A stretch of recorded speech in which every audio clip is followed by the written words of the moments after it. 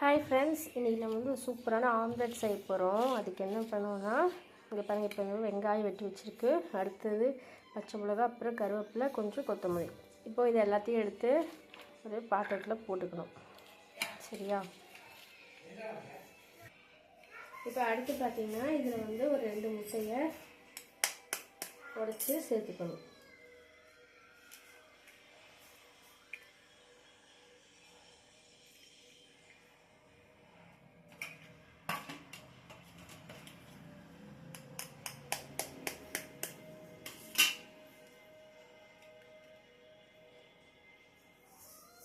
முட்டையை சேர்த்தாச்சு.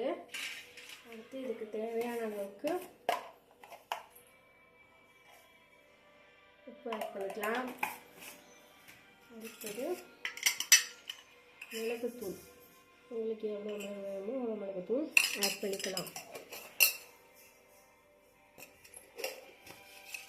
ஆட் பண்ணிவிட்டு இப்போ இதை மிக்ஸ் பண்ணணும். அப்புறம் இது கூட கொஞ்சமாக பெருங்காயத்தூள் ஆட் பண்ணிடணும். இப்போ இதை நல்லா ஒரு 10 செகண்டுக்கு இப்படி மிக்ஸ் பண்ணிடுவாங்க. இப்போது அடுப்பில் தோசைக்கல் வச்சாச்சு. இதில் பார்த்தீங்கன்னா நம்ம கரைச்சி வச்சுருக்கிறத அப்படியே ஊற்ற வேண்டியதான்.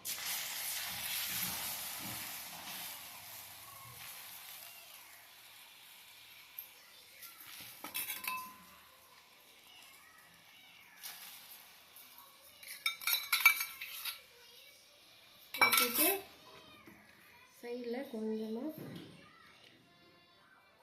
இப்படி எண்ணெய் விட்டுக்கணும். இப்போ இது வேறு வரைக்கும் வெயிட் பண்ணலாம்.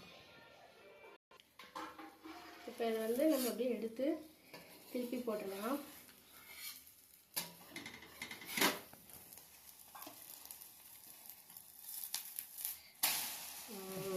இப்போ திருப்பி போட்டு நல்லா வேக வைக்கணும்.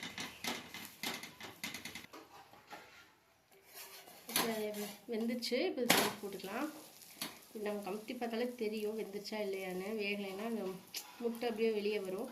பாருங்கள், அந்த மாதிரி எதுவும் வரல. ஸோ வெந்துச்சு. போட்டு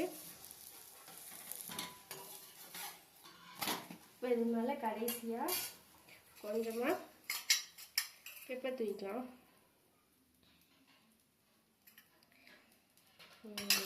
அவ்வளோதான். இப்போ இதை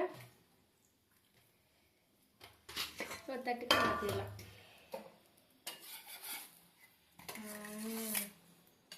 பாருங்கள் ஃப்ரெண்ட்ஸ், இது வந்து என்னோட ஸ்டைலில் இது என்னது ஆம்லெட், சூப்பரான ஆம்லெட் ரெடி ஆயிடுச்சு. எல்லோரும் வாங்க சாப்பிடலாம். பசியில் இருக்கிறதுனால மைண்ட் இல்லை.